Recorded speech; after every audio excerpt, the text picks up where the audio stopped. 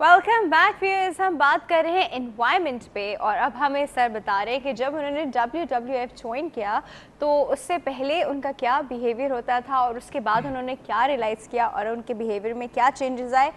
ये चेंजेस हम इससे बता रहे हैं कि ये चेंजेस हर एक के बिहेवियर में आने चाहिए। सर पहले क्या बिहेवियर होता था आपका? देखिए पहले मुझे नहीं पता था वाटर कंजर्वेशन के बारे में, एनर्जी कंजर्वेशन के बारे में। मेरी प्रैक्टिस ये होती थी घर से निकले लाइटें ऑन है तो ऑन है, कभी परवाह नहीं की कि नहीं तो बिल की तो परवाह थी ना। नहीं बिल तो आपके घर वाले भर रहे होते हैं, आपके पेरेंट्स भर रहे होते हैं, हमें तो कोई परवाह ही नहीं होती थी। इस एज के अंदर जब आप यंग होते हैं आपको नहीं इतना पता पड़ रहा होता। और पानी का कभी हमने कंजर्व नहीं, कभी ये नहीं सोचा कि यार ये पानी कितना इंपॉर्टेंट है। जब मैंने WWF ज्वाइन की, जब मैंने जहाँ चीज़ें देखी कि यार कितना इंपॉर्टेंट है एनर्जी को कंजर्व करना, वाटर को कंजर्व करना, अब मेरी प्रैक्टिस ये है कि मैं जब कमरे से निकलता हूँ, इवन अपनी ऑफिस से निकलता हूँ, तो सारी जो लाइट्स है वो टर्न ऑफ करता हूँ। कोशिश ये होती है कि पानी जितना मेरी रिक्वायरमेंट है उतना ही यूज़ करूँ। अगर मैं ब्रश कर रहा हूँ तो ऐसा नहीं कि वो नल चल रहा है और पानी ज़ाया हो रहा है। ये मेरा एक इंडिविजुअल एक्ट है ना। नहीं मतलब ये तो कुछ वो चीज़ें होती हैं जो शायद हम लोग खुद भी रियलाइज़ कर सकते हैं बगैर WWF ज्वाइन किए। नहीं करते रियलाइज़। अगर देखें एक जनरल बात करें, आप नहीं करते। देखें आपकी पॉपुलेशन जो है ना, कितनी पढ़ी लिखी पॉपुलेशन है आपकी। नहीं करते। अगर एक घर के अंदर 5 लोग रह रहे हैं, एक बंदा ज़्यादा कंजप्शन कर रहा है, पानी यूज़ कर रहा है, तो नतीजा कौन भुगतेगा? जो रिमेनिंग 5 लोग या 4 लोग रहते हैं उन पे भी उसका असर पड़ेगा।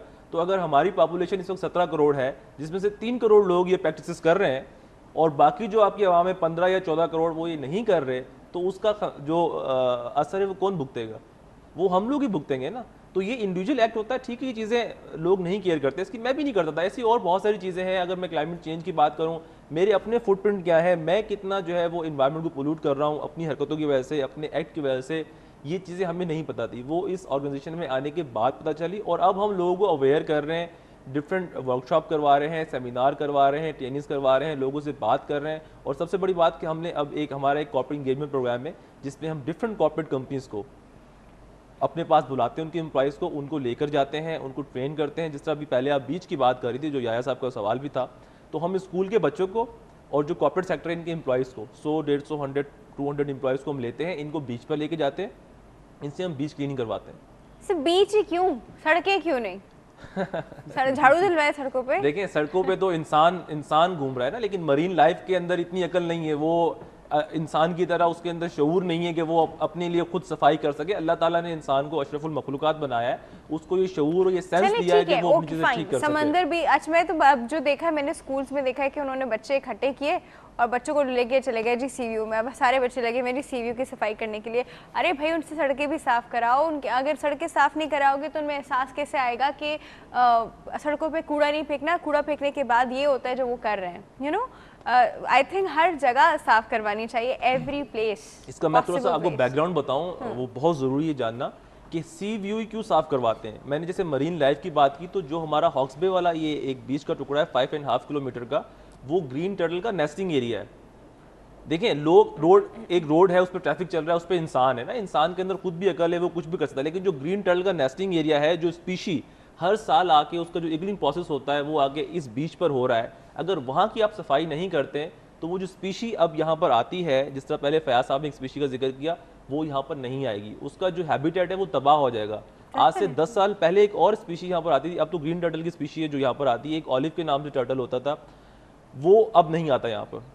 उसकी वजह क्या है कि गंदगी इतनी हो गई है यहाँ पर, इतना, बल्कि उसका जो हैबिटेट है वो तबाह हो चुका है, तो उसने आना छोड़ दिया। तो इस वजह से हम उसको ज़रूरी समझते हैं कि जी ठीक है, रोड पे तो आपके स्वीपर भी काम कर रहे हैं, आपके जो है वो जो ऐसे गवर्नमेंट इदारे हैं वो भी काम कर रहे हैं, लेकिन जो बीच है वहाँ पर ये चीज़ें नहीं होती, वहाँ पर ये प्रैक्टिस नहीं होती। इस वजह से हम आवाम में शऊर बेदार करने के लिए, कॉर्पोरेट के लोगों में शऊर बेदार करने के लिए उनको अपने साथ वहाँ पर लेके जाते हैं, उनसे बीच क्लीनिंग करवाते हैं। ये मेन वजह है कि हमने स्पीशी को बचाना है। लेकिन लाइक अगर आज हम डायनासोर की बात करते हैं, हम तस्वर करते हैं यार ऐसी स्पीशी होती थी, तो कल ऐसा हो कि जो हमारी नेक्स्ट जनरेशन हो नहीं बची नहीं, वो इतनी खतरनाक भी नहीं थी वैसे। अब इंसान ज्यादा खतरनाक हो रहे हैं। तो उसकी अगर स्पीशी खत्म हो जाएगी तो हम फ्यूचर में अपनी जनरेशन हमारी यही बातें करी, यार इस किस्म का टर्टल हुआ करता था। मुझे एक बात बताएं, अच्छी स्पीशी खत्म हो जाती है, कॉकरोच चुपकलियां फिर भी बच जाती है, क्यों? इसका क्यों नहीं जाती? दे सकते हैं। सर आप बताइए, कॉकरोच से चुपकलियां क्यों बची हुई हैं? होता कुछ यूँ है कि जब एनवायरनमेंट का चेंज आता है, जिस तरह डायनासोर्स का तस्करा हो रहा है, तो कुछ स्पीशीज़ होती हैं कि जो बड़ी सेंसिटिव होती हैं, وہ کوپ اپ نہیں کر سکتی. فار ایگزامپل جس طرح کلائمیٹ چینج کی پوری دنیا میں بات ہو رہی ہے کہ جی آپ کا ویدر پیٹرن چینج ہو رہا ہے, بارشیں پہلے ہو رہی ہیں, اس کا جو سمر سیزن ہے وہ چینج ہو رہا ہے. فار ایگزامپل کہ ہیومنگ برڈس جو ہیں جیسے ہی وہ شروع ہوتا تھا آپ کا کیا کہتے ہیں یہ باہر کا موسم انگلینڈ میں, تو ہیومنگ برڈز آتے ہیں. ہیومنگ برڈز اس وقت انہوں نے پلان دیکھا ہے کہ 2 ہفتے پہلے آ گئے ہیں. 2 ہفتے پہلے وہ جو باہر کے جو پھولوں پر واقع رس چوسنا تھا وہ 2 ہفتے پہلے کھل گئے ہیں. تو اس کا بہت زیادہ لنک ہے ٹمپریچر کے ساتھ, کیونکہ خاص ٹمپریچر جب ہوتا ہے تو فلاور اس میں بلوم کرتے ہیں. تو اسی طریقے سے کافی اسپیشیز کا ٹمپریچر کے ساتھ, اینیمل اور پلانٹ اسپیشیز کا ٹمپریچر کے ساتھ بہت لنک ہے. تو اٹس مین کہ اگر آپ کی جو ایگریکلچر ہے اگر اس کا لنک اس کے ساتھ بن گیا, پورا کلائمیٹ چینج ہو گیا, تو آپ کی فوڈ کی شارٹیج کا مسئلہ ہو جائے گا انسانوں کا. تو کہنے کا مطلب یہ ہے کہ اسپیشیز کچھ جو ہوتی ہیں بڑی سینسٹیو ہوتی ہیں, وہ وائپ آؤٹ ہو جاتی ہیں. میں ابھی ایک چھوٹی سی ایگزامپل دوں گا کہ ہمارے پاس پاکستان کے اندر 8 اسپیشیز آف مینگرووز ہوتے تھے. مینگرووز کوسٹل فارسٹ ہیں جو کہ ہمیں سونامی سے بچاتے ہیں, ہریکین سے بچاتے ہیں. اب ہمارے پاس صرف 4 اسپیشیز رہ گئی ہیں. 4 اسپیشیز میں بھی ایک اسپیشیز جو ایویسینیا مرینا ہے وہ آپ کو اوور آل نظر آئے گی, کیونکہ اس کے اندر اتنی طاقت رہ گئی ہے کہ وہ اپنے آپ کو ریزسٹ کر رہی ہے, باقی وائپ آؤٹ ہو گئی ہیں ٹو ڈفرنٹ ریزن کہ جی واٹر کی شارٹیج ہے, سیلنٹی انکریز ہو گئی ہے, کٹنگ بہت زیادہ ہو گئی ہے, اس پہ پریشر زیادہ آ گئے ہیں.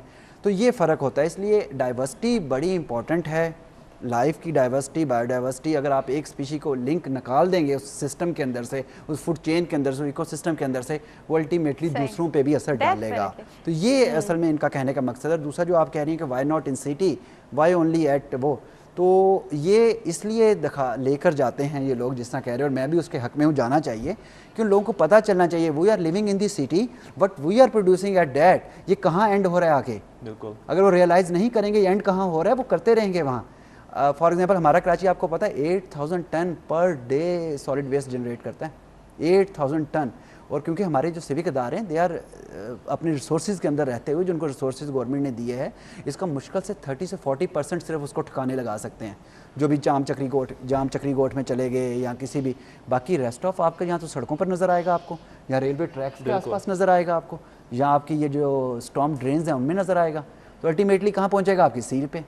تو یہ ان کا جو مقصد ہے کہ دیکھیں اگر آپ وہاں صحیح ہو جائیں گے, کیونکہ پولوٹر کون ہے, ہیومن ہے, تو وہ کہاں رہتا ہے, سٹی میں رہتا ہے. تو اگر وہ وہاں پولوشن کم کر دے گا, یہ سورس ایکچولی جسے کرنا ہے کہ اٹیک ایٹ دی سورس, تو وہ سورس کو اٹیک کر رہے ہیں یہ لوگ. یہ ایک وے ہے سورس کو اٹیک کرنے کا. جی دیکھو یہ تم لوگ جو کچھ وہاں کر رہے ہو اینڈ یہ رزلٹ آتا ہے, اور یہ بیچارے جو تم سے کچھ نہیں مانگ رہے, جیسے ٹرٹلز کی انہوں نے ایگزامپل دی, تم سے کچھ نہیں مانگ رہے, یہ آتا ہے بیچارہ اپنے سیزن میں ستمبر اکتوبر میں ایگ لے کر کے چلا جائے گا. اور شاید ایک لیڈی ٹرٹل جو ہے 2 دفعہ لے کرتی ہے, جو ان کی اسٹڈی کے مطابق ہے کہ وہ ایک سیزن میں 2 دفعہ کرتی ہے, اس کے بعد پھر 4-5 کے لیے انکوبیشن پیریڈ میں چلی جاتی ہے. تو 4 سال کے گیپ کے بعد اس نے آنا ہوتا ہے. تو یہ شو ریئلائز کرانا چاہتے ہیں کہ دیکھیں آپ کا اینڈ رزلٹ کیا آ رہا ہے. اور اس پہ ایک بات میں اور ضرور کرنا چاہوں گا, کیونکہ انوائرمنٹ یہ بات ہم کہتے ہیں نا, ایک کال ہے ہمارے ساتھ, پہلے وہ اٹینڈ کر لیں. السلام علیکم. السلام علیکم. I cannot hear it actually for some reason. اچھا سر, مجھے آپ سے جو سب سے پہلے آپ کی جو بات ہے پہلے آپ وہ کیجیے, پھر مجھے بڑی امپورٹنٹ بات پوچھنی ہے آپ سے. میں بھی بڑی امپورٹنٹ بات کرنے لگا تھا. میں یہ کہنا چاہتا ہوں کہ انوائرمنٹ ڈے ہے تو اس حوالے سے کلائمیٹ چینج پہ ضرور بات کرنی چاہیے. لوگوں کو ہم بتائیں کہ کلائمیٹ چینج کا کتنا اثر پڑ رہا ہے ہمارے پاکستان پر. about to ask, جب میں نے امپورٹنٹ بات پوچھی تھی میں نے یہی پوچھا تھا گلوبل وارمنگ کیا ہو رہی ہے. جی ہاں, تو گلوبل وارمنگ میں پاکستان کا اگر ہم بات کریں تو اتنا زیادہ ایسا کنٹریبیوشن نہیں ہے, 0.3% کچھ سم تھنگ اس طرح کا کنٹریبیوشن ہے. لیکن اس وقت دنیا کے اندر پاکستان جو ہے وہ سب سے زیادہ ٹارگٹ پر ہے, جس کا اثر گلوبل وارمنگ کا جو اثر ہو رہا ہے وہ ہو رہا ہے پاکستان پر. اس کی وجہ کیا ہے؟ اس کی وجہ یہ ہے کہ جو آپ کے ڈیولپ کنٹریز ہیں وہاں پر جو گلوبل وارمنگ ہو رہی ہے یا جو کلائمیٹ چینج ہو رہا ہے آپ کا اوور آل, اس کا امپیکٹ پاکستان پہ پڑ رہا ہے, اور ڈبل امپیکٹ پڑ رہا ہے. وہ اس طرح کہ ایک تو وہاں پر جو ڈیولپمنٹ ہوگی, ان کی جو بیڈ پریکٹسز رہی ہیں, اس کی وجہ سے جو کلائمیٹ چینج ہوا ہے اس کا امپیکٹ پاکستان پہ پڑ رہا ہے. اور پاکستان کی خود ڈیولپ کنٹریز اور یہاں پر ڈیولپمنٹ ہو رہی ہے, اگر یہ ڈیولپمنٹ آپ کی جو ہے وہ گرین اکانومی کا, یہ ہماری اس سال کی تھیم ہے, اگر وہ انوائرمنٹ فرینڈلی نہیں ہے ڈیولپمنٹ, تو فیوچر میں جو اس کے نقصانات ہوں گے ہم وہ بھی بھگتیں گے. اور ابھی جو ہم یہ نقصانات بھگت رہے ہیں, جو بھی فلڈ آپ کے آئے تھے ریسنٹلی 2010 اور 2011 کے اندر, یہ ہم بھگت رہے ہیں خمیازہ جو ڈیولپ کنٹریز میں اوور آل کلائمیٹ چینج کا کانسیپٹ چل رہا ہے, اس کا جو امپیکٹ پڑ رہا ہے وہ آپ کے پاکستان پہ پڑ رہا ہے. اچھا سر, اس پہ بھی ہم اور بات کرتے ہیں. کال دوبارہ سے ہمارے پاس موجود ہے, اٹینڈ کرتے ہیں. جی السلام علیکم.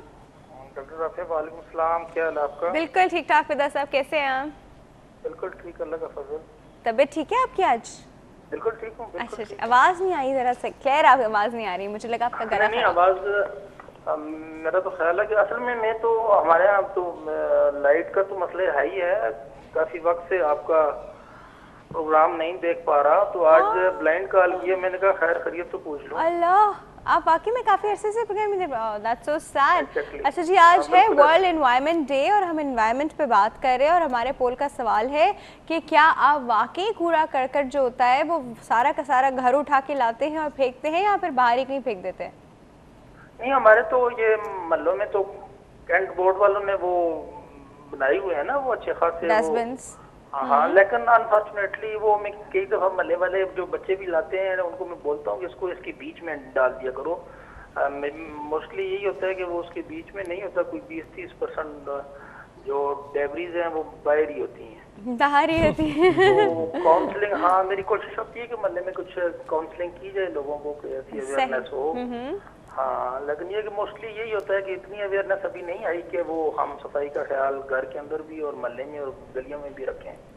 सही कह रहे हैं। इतनी हाई क्वालिटी की अवेयरनेस नहीं है हमारे यहाँ। चलिए, और ये वर्ल्ड एनवायरमेंटल डे के हवाले से मैं सिर्फ ये ऐड करना चाह रहा हूँ कि ये जो डेवलप कंट्रीज हैं, अमीर ममालिक हैं, जहाँ पे साइंस और टेक्नोलॉजी बहुत पीक पे पहुँच चुकी है, वो मेनली रिस्पॉन्सिबल हैं ग्लोबल वार्मिंग में।